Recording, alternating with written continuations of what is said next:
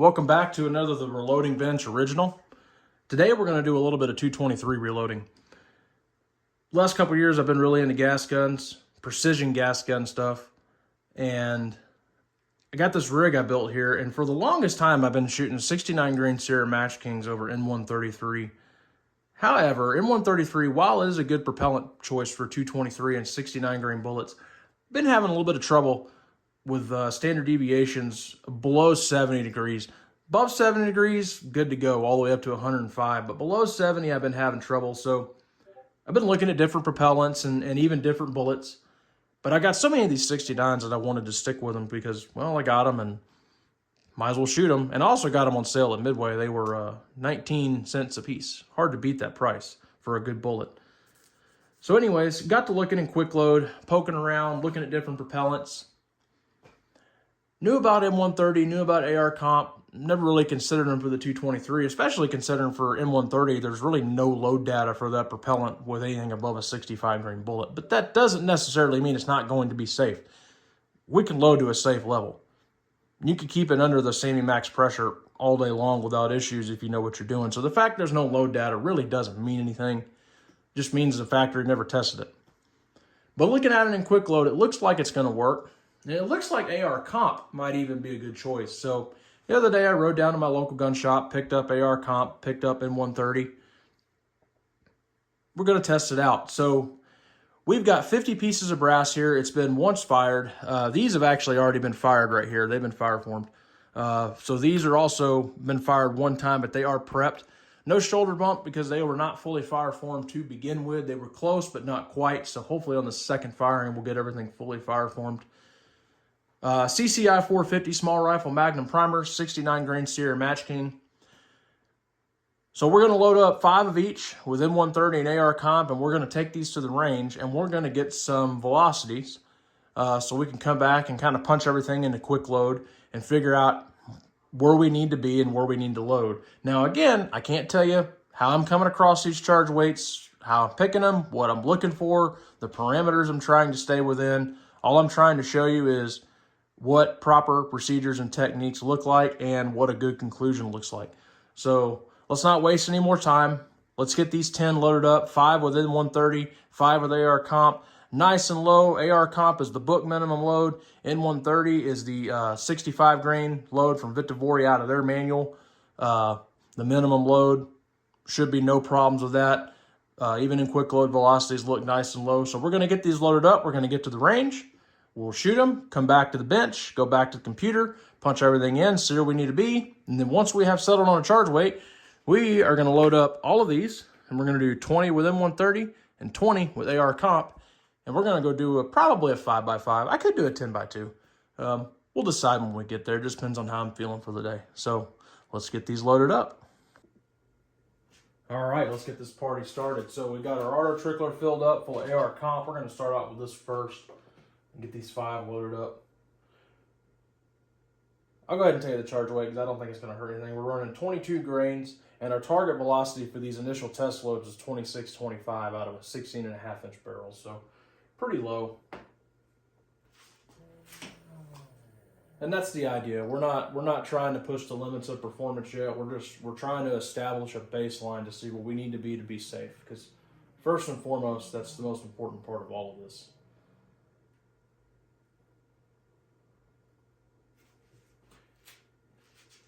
Now, all these cases have been annealed in that amp machine right there. All charges will be weighed with an auto trickler and an A&D. Let me know if this kind of stuff also is what you guys want to see. I think that's kind of where a lot of YouTube channels go wrong, is they sit here and show the powder weighing and bullet seating process. And I would think most of you guys know how to do this. I would think maybe I could just do time lapse with this and then go to the range. And you'd probably see everything you want to see. Now, I don't have an amp press, but I can tell you seating force pressure on that felt really nice. So we are about 20 thousandths off of our target seating depth. And about 15 thousandths and see what we get. Now, for most stuff, I don't really use CVTO anymore. I used to. And to be truthful with you, it doesn't matter all that much. these days, especially if you're shooting lower quality bullets and projectiles, it seems like base to ogive varies a couple thousandths anyways. Whereas if you have some tip match bullets and you measure them base to tip, they're all within 3,000ths. So again, that's kind of one of the things that we really want to dispel on this channel going forward is nodes. The fact that your seating depths have to be so close that you can't vary 3,000ths or else your dispersion is just going to go to crap. And again, that's one thing I want to also try to help people understand with these higher sample sizes that we're going to shoot out of this is like, hey, you know, that kind of stuff doesn't really apply. So we got our seating depth set here. We are at 2.240. And again, these are 69 grain Sierra Match Kings.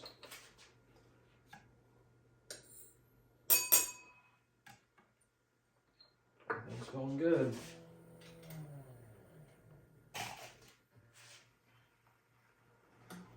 Now, one thing I can tell you is this proof barrel on this AR shoots really well. If you got a rifle, and let's just say it's not even the optimum propellant, but you got a good bullet, 77 grain Match King, a Burger, you know, one of these 69 grain Match Kings, just a good quality projectile, and it's not shooting well, there's a slight chance changing propellants isn't going to help you. So do understand that a good barrel is everything. So I'll just load up this last AR-Comp round here. Stop the auto trickler, get the bullet seated. I'll do the N130 loads in the quietness and solitude of my reloading room without a camera on. And I'll see you guys at the range.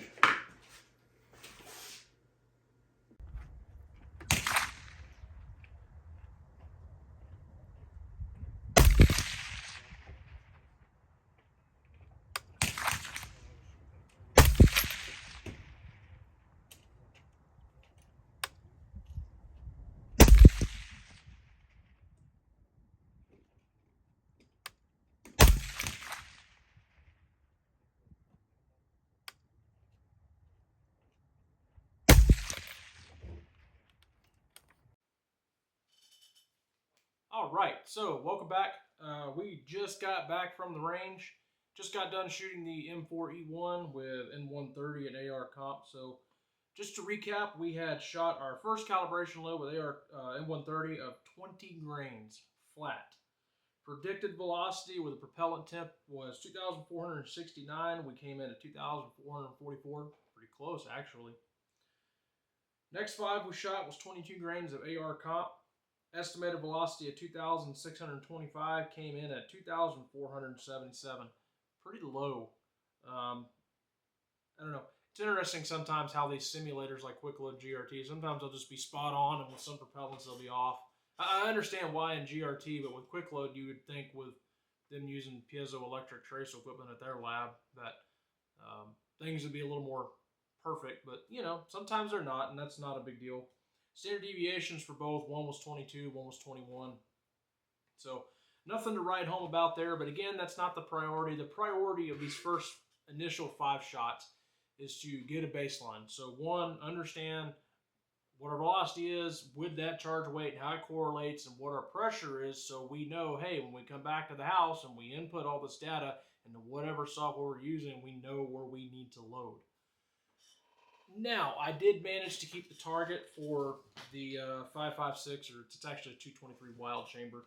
And I wanted to show it to you guys because I want you to see what happens once we load to optimal load parameters. I want you to see what happens to dispersion. Because there's a common belief that standard deviation has 0 connection to dispersion, because you'll see YouTube hand loaders, they'll load 5 shots and they'll shoot 5 shots. And they'll get a high standard deviation, but they'll get a good group. And they'll think, okay, well, I found my load. Then in their next charge weight in their OCW test, they have high standard deviation and big dispersion. Well, I'm going to tell you why that is. Not in this video. This is going to tie into another video. But just look at this target, look at the dispersion, and then here in a minute when we go shoot the 20 of each and we do our 5x5 of each one, I want you to look at the dispersion then. So top was M130, bottom was AR-Comp. Haven't measured them, not going to bother to. I can tell you both of them are over an inch.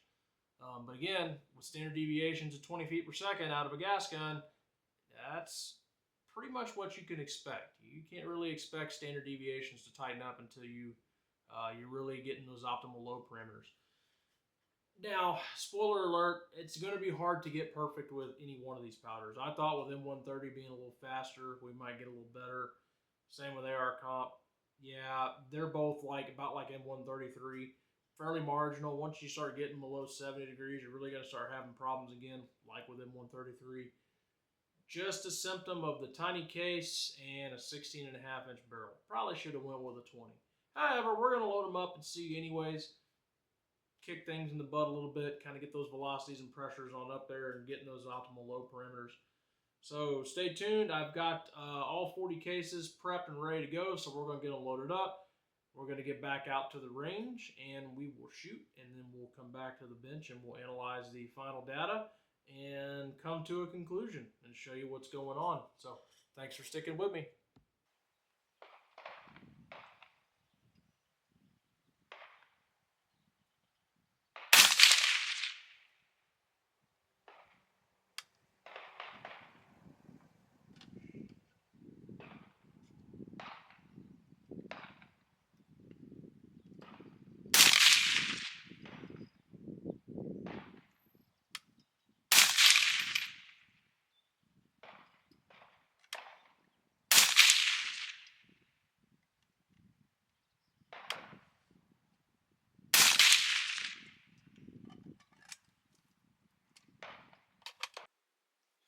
All right, so we are back from the range. We just got done testing the 69 grain Cedar Match King with N130 and AR-Comp. And I think I'm going to tell you I'm pretty satisfied with the results. So if you remember, earlier in the video, we shot our 5 calibration loads. Dispersion was pretty bad. You know, it was over 1 MOA, which was to be expected with a non-optimal load, even if the propellant's fairly optimal. But I probably said something, if I'm remembering correctly, about, you know, hey, even though these propellants are pretty good, they're still not optimal, and we're probably not going to be able to get an optimal propellant with a 16-inch 223, at least with 69 grain bullets. 77s, we might have some better luck. We'll touch on that here in a minute. Well, I was pretty much right.